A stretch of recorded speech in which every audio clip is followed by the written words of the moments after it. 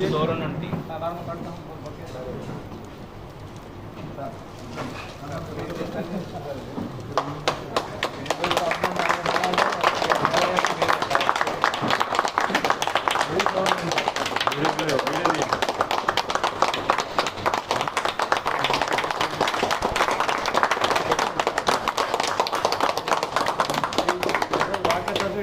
కారణం అంతా కూడా ఏమనండి అది ఎప్పుడో సెట్టుకోప్పుడు ఉండేవాళ్ళు కానీ ఓపికగా పౌడరు